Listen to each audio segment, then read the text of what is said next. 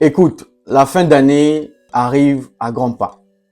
Nous sommes pratiquement à moins de 60 jours pour que nous puissions entamer une nouvelle année.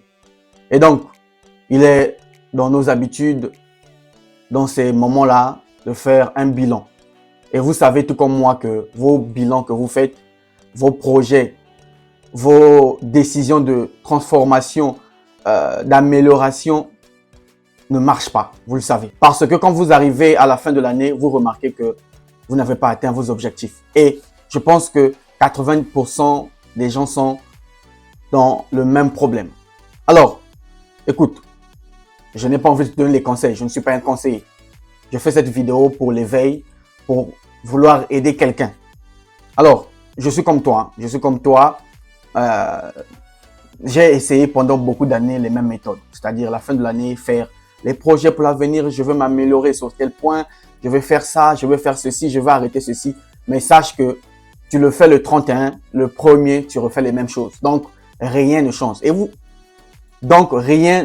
donc, vous êtes conscient de ces choses-là. Écoute, je t'invite à faire autre chose. D'accord? Je vais te conseiller ou te proposer. Bon, je te propose de faire deux choses. Si tu le fais, c'est bien. Si tu ne le fais pas, c'est pas obligatoire. La première chose, prends une feuille. Une feuille blanche, sépare en deux. De l'autre côté, tu écris défaut.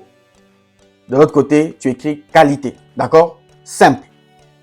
Là où tu as écrit défaut, commence à énumérer. 1, 2, 3, 4. Énumère tous tes défauts. De l'autre côté, énumère toutes tes qualités. Simple. Tu les connais. Si tu ne les connais pas, ça c'est encore un autre grand problème. Mais tu connais tes défauts, tu connais tes qualités. Une autre façon de s'en sortir pour cet exercice, consulte les gens autour de toi. Tes amis, tes proches, tes parents, demande-leur, vous qui me connaissez depuis plusieurs années, quels sont mes défauts, quelles sont mes qualités. Tu écris.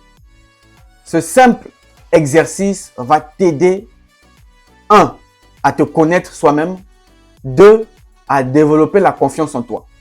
Parce que c'est quand tu te connais que tu vas mieux t'améliorer. Dans la mesure où tu connais tes qualités, ça te donne plus confiance en toi. Tu connais tes défauts, tu veux t'améliorer sur ces points. C'est un exercice très, très puissant que je t'invite à faire. Fais-le, ça va te prendre peut-être une journée à le faire, mais fais-le. Une fois que tu as fini, prends la feuille, mets ça devant ton lit et chaque jour, tu te réveilles avec tes défauts et tes qualités en cherchant à t'améliorer sur tes défauts et à faire mieux sur tes qualités. Exercice simple. Deuxième chose, pour t'améliorer au quotidien, pour l'année à venir, tu n'as pas besoin de payer les formations.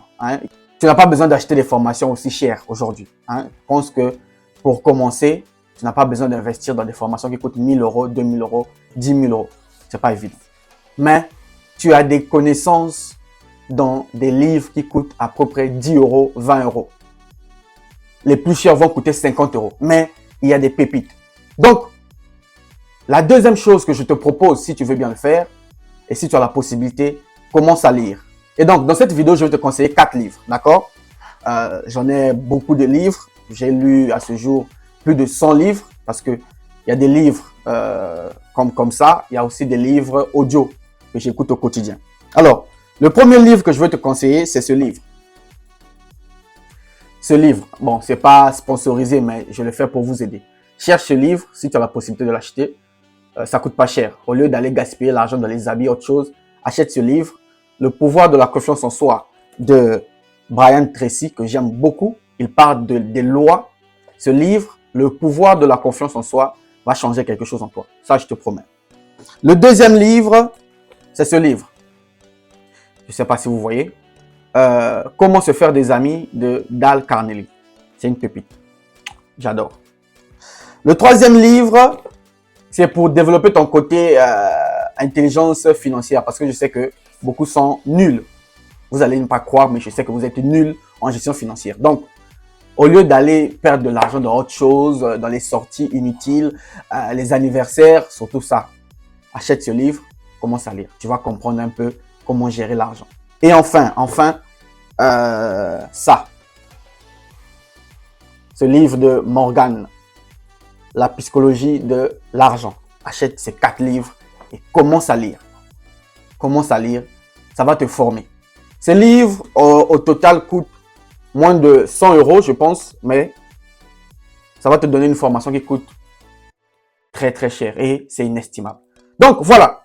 Simple. Conseil d'amis ou proposition d'amis. Applique ces deux choses et tu verras les résultats. Moi, je l'ai appliqué, je connais les résultats. Je te conseille. Si tu veux pas, tu laisses. Si tu veux, c'est bon. Et on se croise très bientôt pour les propositions de votre cher frère. Salut.